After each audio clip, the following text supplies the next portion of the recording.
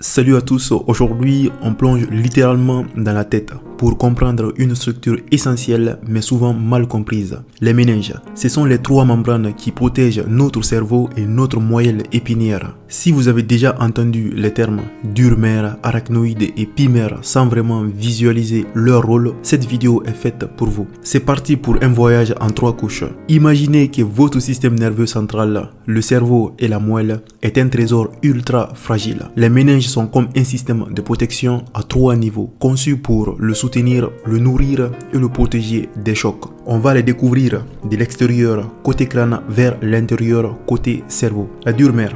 La première couche, la plus externe, c'est la durmère. Son nom veut dire mer dure et ce n'est pas pour rien. C'est une membrane épaisse, fibreuse et très résistante. C'est la véritable cuirasse. Elle adhère à la face interne des os du crâne et forme une enveloppe solide qui maintient tout en place et absorbe les chocs mécaniques. Pensez-y comme un blouson en cuir très épais. Il prend les premiers impacts. Juste en dessous de la durmère, on trouve la deuxième couche, l'arachnoïde. Son nom vient du grec arachné, qui signifie araignée à cause de son impact en toile. Mais le plus important n'est pas la membrane elle-même, c'est l'espace qu'elle crée. Entre l'arachnoïde et la couche suivante se trouve l'espace sous-arachnoïdien. Cet espace est rempli de liquide céphalo-rachidien, le LCR. Le rôle de ce duo, l'arachnoïde-espace. Le LCR agit comme un coussin hydraulique. Il fait flotter le cerveau, ce qui lui évite de s'écraser sur son propre poids et le protège des chocs. C'est aussi un milieu de circulation et de nutrition.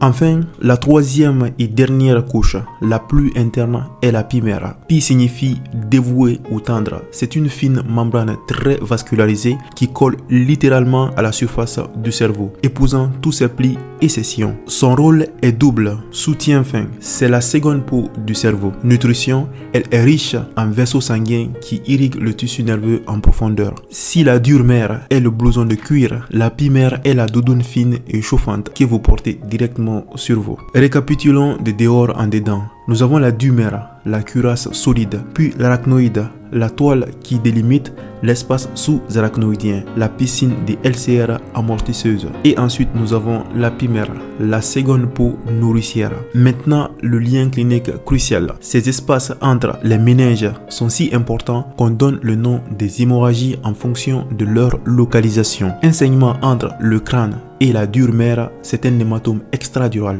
très urgent. Un saignement entre la durmère et l'arachnoïde, c'est un hématome sous-dural. Et un saignement dans l'espace sous-arachnoïdien, c'est une hémorragie méningée, souvent due à la rupture d'un anévrisme. Et voilà, les méninges n'ont plus de secret pour vous. Ces 3 couches travaillent ensemble pour protéger notre centre de contrôle. Si cette vidéo vous a aidé, laissez un pouce bleu et abonnez-vous pour ne pas rater la suite où on parlera du parcours du LCR.